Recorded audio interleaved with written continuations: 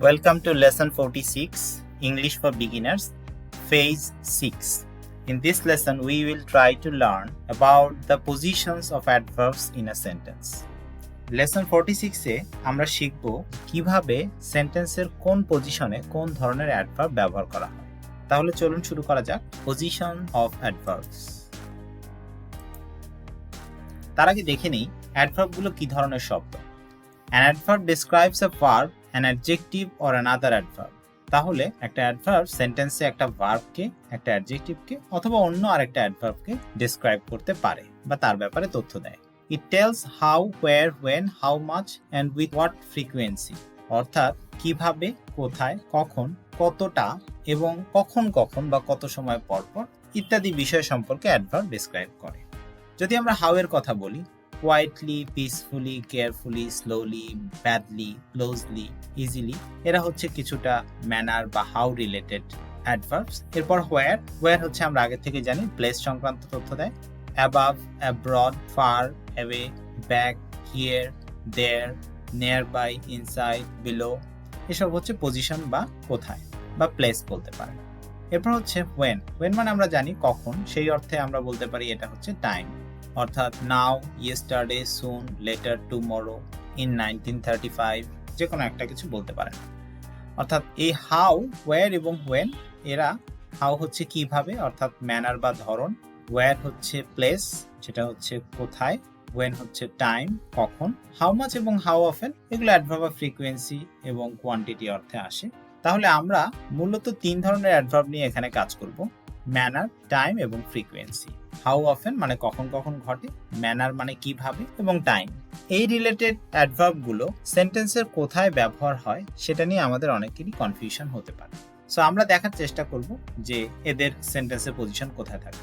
তার আগে সেন্টেন্সে ম্যানার অ্যাডভার্ব কেমন, টাইম অ্যাডভার্ব কেমন এবং ফ্রিকোয়েন্সি অ্যাডভার্ব কেমন, adverb of manner, adverb of time and adverb of frequency কেমন হতে পারে সেটা সেন্টেন্সে দেখার চেষ্টা করব। He walked to the window quietly. সে শান্তভাবে বা নীরবে জানালার কাছে গেল বা জানালার কাছে হেঁটে গেল। She welcomed me to the party warmly. তিনি আমাকে পার্টিতে আন্তরিকভাবে বা উষ্ণতার সাথে স্বাগত জানালেন। তাহলে এই যে ওয়ার্মলি এবং কোয়াইটলি এরা হচ্ছে ম্যানার বা ধরন। Time, yesterday we went to the bank. গতকালকে মানে সময়টা কখন ছিল, এটা একটা adverb of time. They are going to meet us tomorrow. এখানে একটু ছোট্ট টাইপিং মিস্টেক আছে, এটা হবে they are, THEY, they are going to meet us tomorrow. So এই সেন্টেন্সের ক্ষেত্রে যদি আমরা বলি টুমরো, সেটি হচ্ছে অ্যাডভার্ব অফ টাইম। এরপরের sentence, she has always been consistent with performance. Always মানে কখন কখন, সব সময়। They usually study in the library.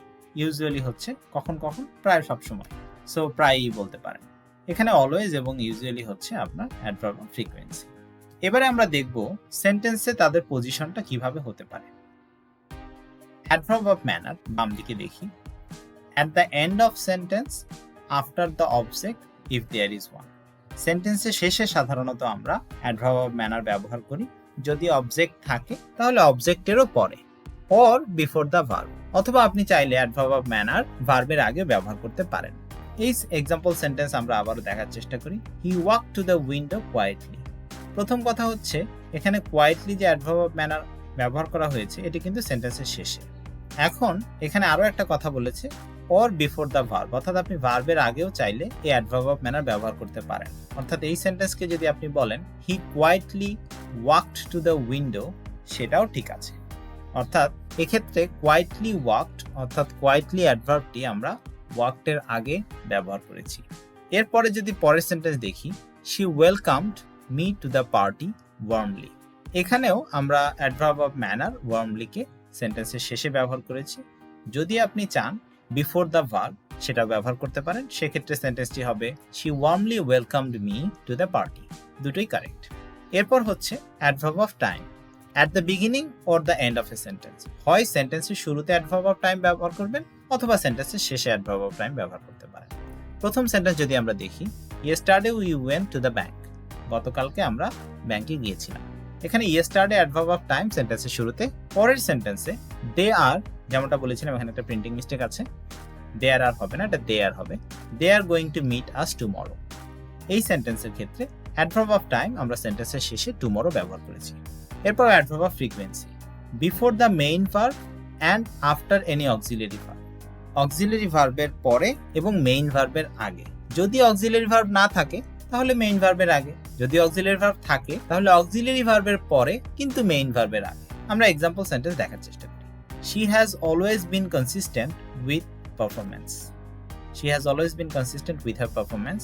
এই সেন্টেন্সের ক্ষেত্রে যদি লক্ষ্য করি, এখানে অক্সিলারি ভার্ব হ্যাজ এবং মেইন ভার্ব বিন।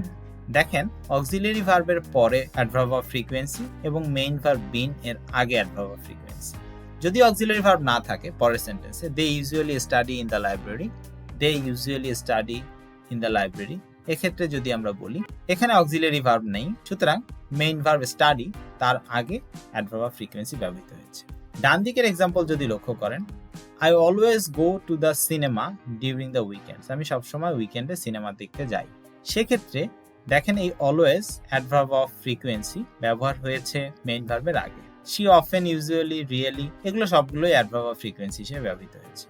পরের সেন্টেন্সেও দেখেন যেগুলোতে অক্সিলারি আছে, she is, they will, I have, এই ইজ, উইল এবং হ্যাভ এরা তিনজনই হচ্ছে অক্সিলারি এবং main verb gossiping, win, arrived, এদের আগে আমরা অ্যাডভার্ব অফ ফ্রিকোয়েন্সি ব্যবহার করেছি, অর্থাৎ অক্সিলারি ভার্বের পরে মেইন ভার্ব এর আগে।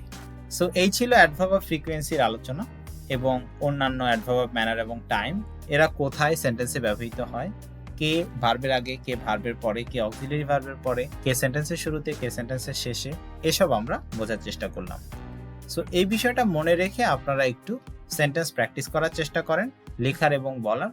হোপফুলি আপনাদের পজিশন অফ অ্যাডভার্ব রিলেটেড যদি কনফিউশন বা ভুল ত্রুটি থেকে থাকে সেটি দূর হয়ে যাবে। Until the next lesson, I would like to suggest to keep practicing with some writing and reading and learn your grammar and vocabulary. Thank you very much. That's the end of lesson 46. Hopefully see you in the next lesson.